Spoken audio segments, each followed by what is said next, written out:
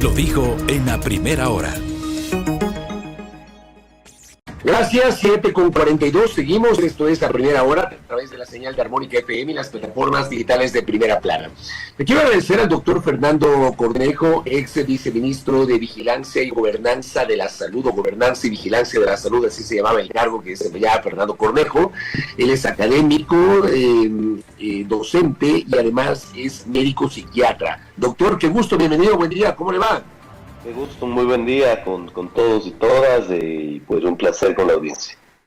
Gracias, doctor. A ver, ¿cuál es el efecto práctico de la decisión de Daniel Noboa Asín de derogar la denominada, entre comillas, tabla de consumo de droga? Y lo pongo entre comillas porque le dicen la tabla de consumo cuando son umbrales con mínimos y máximos respecto del consumo para establecer la diferencia entre consumidores y microtraficantes.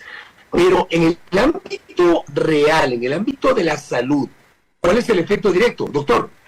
Bueno, está muy bien que se desmitifique el término. Nadie en ninguna tabla dice usted va a consumir u obliga a consumir nada, ¿no es cierto? La tabla son umbrales de tenencia en donde se pretendía pues dividir a consumidores que tienen que ser tratados en el sistema de salud público o privado versus los traficantes que tienen que ser penados por la ley y tienen que recibir otro tipo de tratamiento, que no es precisamente médico. ¿Cuál será el efecto? Que eso es lo preocupante, que ahora va a haber una mezcla, no va a haber una disquisición entre los dos grupos y cualquier persona que tenga sustancias en sus manos estará pues al contingente de quien lo atrape. Y por otro lado estará contingente el juez quien tendrá que tomar una decisión que será casi discrecional. Si es que la justicia determina y considera que es un traficante, así tenga una cantidad pues mínima, no necesariamente se le mandará a hacer tratamiento, y eso es un tema extremadamente complejo, porque tendremos las cárceles llenas de consumidores, entendiendo además la compleja situación de las cárceles y que no necesariamente la justicia actualmente está trabajando de una manera que permita hacer disquisiciones técnicas. Estamos con una justicia en plena crisis. Doctor, ¿cómo evalúa usted la vigencia que tuvo esta tabla de umbrales en el país? Sí, recibió una serie de críticas, una serie de cuestionamientos, se dijo que esto propiciaba de alguna manera el consumo y demás. ¿Hubo de pronto falencias en cuanto a la vigencia de la misma? ¿Cómo lo evalúa usted? Todo sistema puede ser perfectible y de eso debemos estar claros.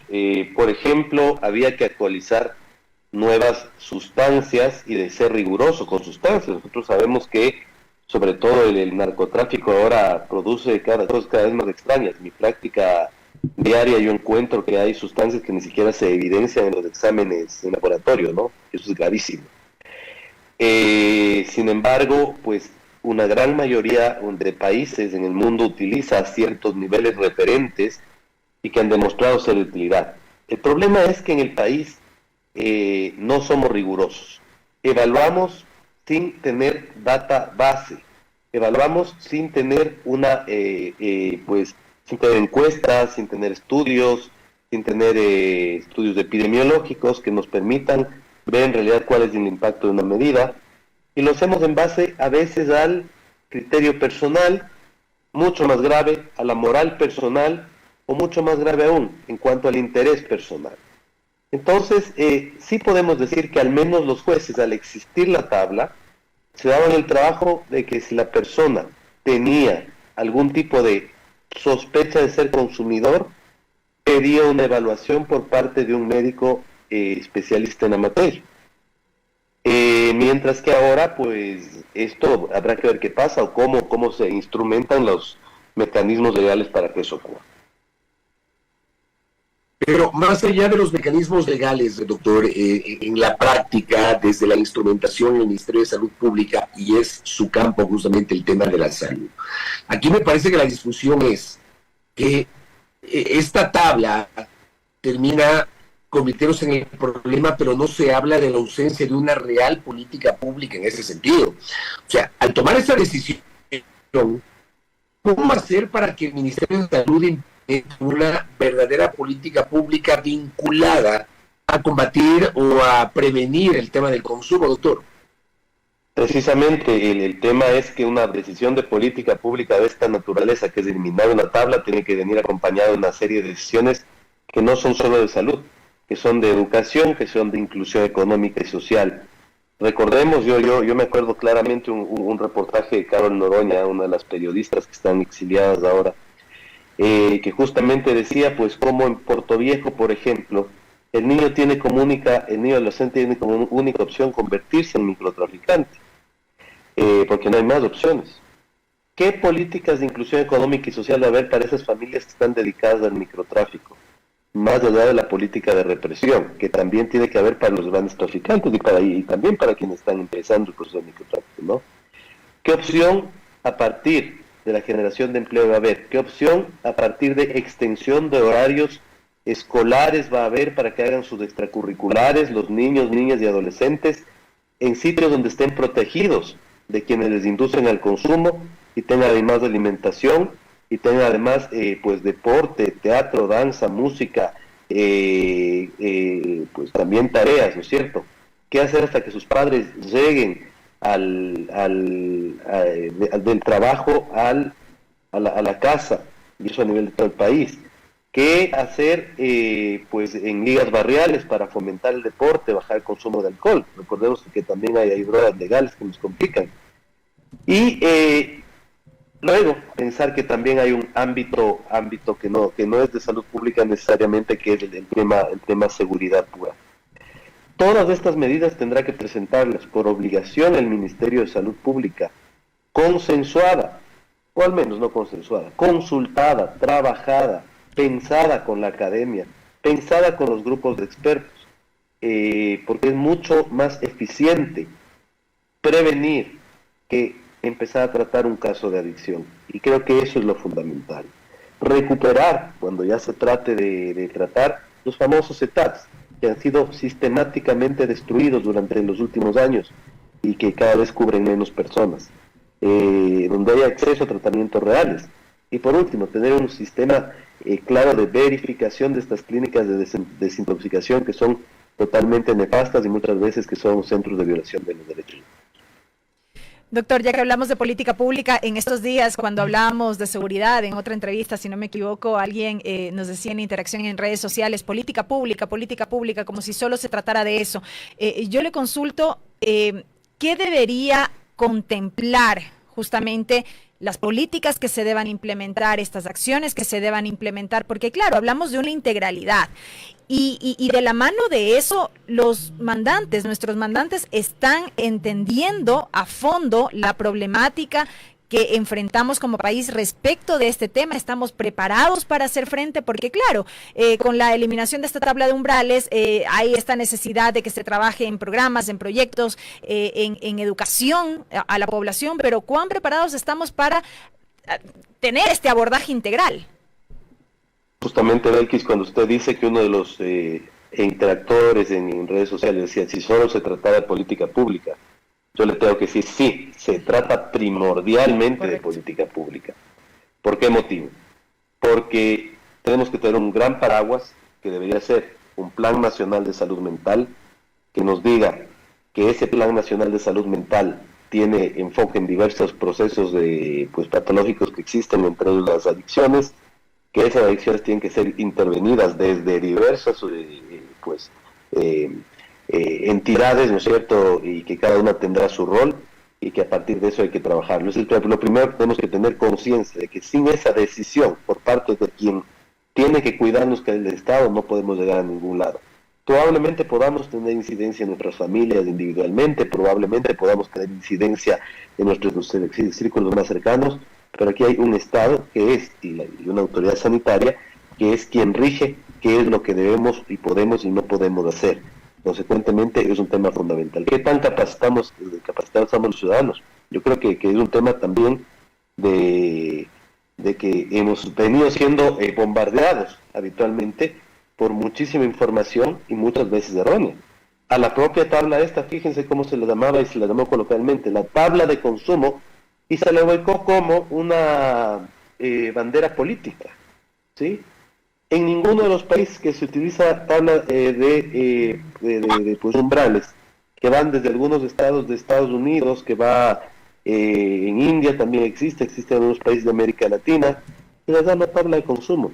Y no es un fuente de debate, lo que se debate a veces ahora, en la actualidad, es saber cuántos son los umbrales que deben entrar, que no deben entrar, y se evalúa eficacias.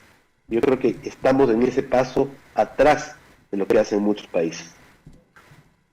Justamente usted acaba de adelantarse a lo que le iba a preguntar, porque aquí ha habido una discusión como que si el Ecuador fuese el único país donde se aplica este tipo, o se aplica este tipo de... Y usted nos ha dicho que en otros países se aplica igualmente una tabla.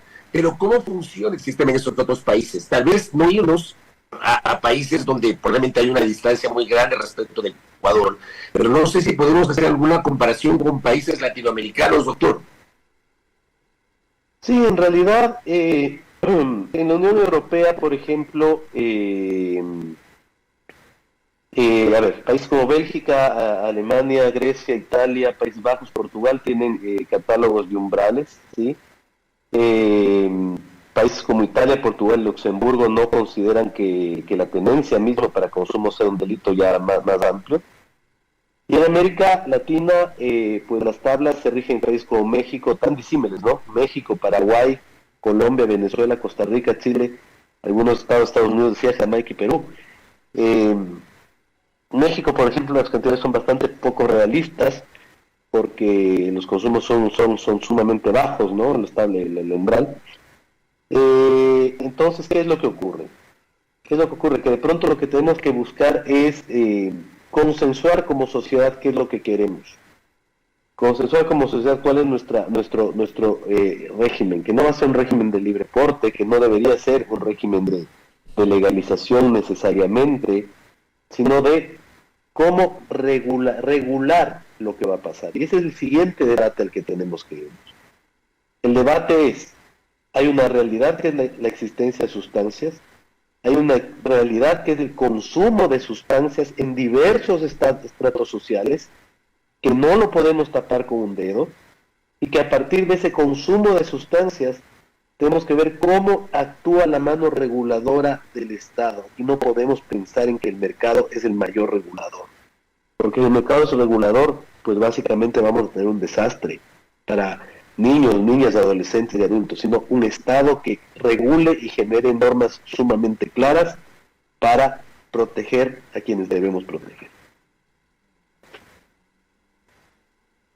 Doctor Fernando Cornejo, ahora, yo le pregunto a usted si el país como infraestructura, por ejemplo, sobre los programas de control de adicciones, clínicas, centros de salud especializados, ¿el país tiene suficientes o cómo se puede garantizar la implementación de una infraestructura adecuada para tomar en serio una política de control de adicciones, doctor?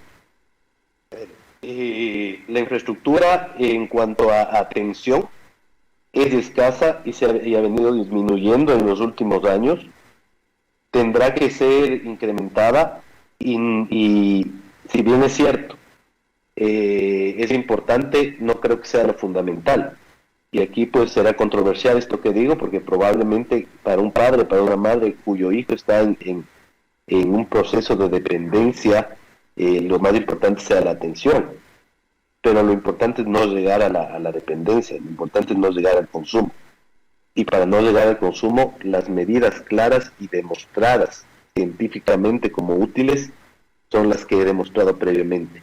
Contener, proteger, acercar a los niños a la comunidad. Contener, proteger, acercar a los niños a círculos seguros.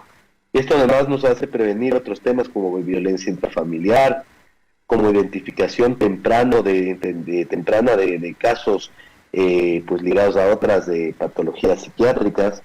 A pesar de ello, sí deberíamos crecer en aproximadamente tener a nivel país un centro CETAD, un centro, como quieran llamarle, de tratamiento de adicciones en cada provincia, y en las provincias de Guayas, Manabí, Pichincha y Los Ríos, al menos 4 o 5, con una cobertura y de hombres y de mujeres divididos para coberturas amplias, ¿no? Y es una inversión que tiene que estar presente. Doctor, el poco tiempo que tendrá este gobierno, este poco más de año y medio, genera preocupación en distintos frentes, en lo que tiene que ver con la política económica, en cuanto a seguridad, y también me atrevo a decir en esto que estamos abordando el día de hoy. ¿Será suficiente este tiempo, este periodo para poder implementar las acciones que se requieren luego de haber tomado esta decisión? Qué pregunta tan compleja. Es un corto tiempo de gobierno, pero yo creo que al menos para dejar... A ver, primero hay un tema que está pendiente en Asamblea Nacional, que la Asamblea la debe retomar. El ex presidente Lasso vetó parcialmente el Código Orgánico la Ley de Salud Mental. Debe ser retomado el tratamiento de ese veto por parte de la Asamblea. Ahí se menciona algo sobre el manejo también de adicciones. En segundo lugar, y la OMS exige que los países tengamos ley de salud mental. Por otro lado, debería empezar a trabajarse en dos temas paralelamente.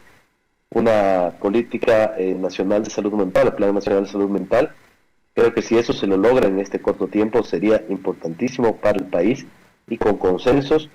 Y por último, paralelamente también levantar información. Somos uno de los países que carece de información. Todos tenemos que transportarle de otros lados o de investigaciones pequeñas que hacemos en los diversos espacios académicos, y debería levantarse la encuesta nacional de salud mental para tomar decisiones basadas en evidencia. El INEC deberá tener un rol preponderante en lo que puede ocurrir a partir de esto. Una encuesta que no es costosa, que se lo ha hecho en muchos países y que nos da datos claros sobre el estado de salud de la población, y debería trabajarse en eso. Con el ente regulador de datos y que trabaje en datos más la de la academia. Y con esto cierro, doctor. Le pregunto, el país y el mundo han estado en los últimos años pendientes obviamente de la pandemia, y la pandemia hizo que todas las energías en el ámbito de la salud se concentren justamente en el coronavirus, dejando de lado otras preocupaciones en el ámbito sanitario.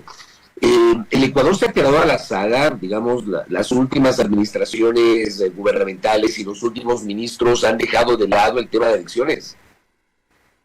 Yo creo que sí, yo creo que el tema de adicciones, hubo un intento de reestructuración del Ministerio de Salud en la última administración, en donde hay una dirección de enfermedades crónicas, salud mental y adicciones. Es decir, está toda la medicina interna de Harrison ahí, ¿no? Y es una vergüenza. Los países que se precian de priorizar su salud mental tienen una dirección nacional dedicada a la salud mental, manejada por expertos, y creo que es un tema importante, no solo como estructura, sino como un tema de generar liderazgos para el trabajo en procesos desde el Ejecutivo. Adicionalmente a ello, creo que es fundamental pensar que el siguiente problema grave que tenemos hoy de salud es el problema de salud mental. No solo en adicciones, sino también en depresión, ansiedad, trastorno por estrés postraumático, que han crecido significativamente aún después de la pandemia, pero que es una de las grandes secuelas que deja la propia pandemia. Entonces hay que trabajar muchísimo en ello, y es una invitación que le damos al gobierno. Yo creo que, decía en algún momento, creo que no hay que ser extremadamente crítico del gobierno, hay que darle chance de que haga sus propuestas, pero que las haga y que consulte. No necesariamente hay que ser expertos en todo, pero cuando no soy experto tengo que consultar para poder tener respuestas. Yo creo que muchos en el país, sin necesidad de hacer gestión pública, podemos ayudar con la respuesta. ¿Tiene alguna referencia, doctor, sobre el nuevo ministro de Salud, el doctor Encalada? No tengo el gusto de conocer ni al ministro ni a sus viceministros, más bien deseo toda la suerte del mundo. Correcto. Doctor Fernando Cornejo, gracias por el tiempo, muy amable. Gracias. Gracias, Fabricio Belkis, un gusto. Muy amable al doctor Fernando Cornejo, médico psiquiatra, ex viceministro de Gobernanza y Vigilancia de la Salud, hablando sobre la eliminación de la famosa tabla de control o de consumo de drogas. Primera plana. Todas las noticias, todas las voces.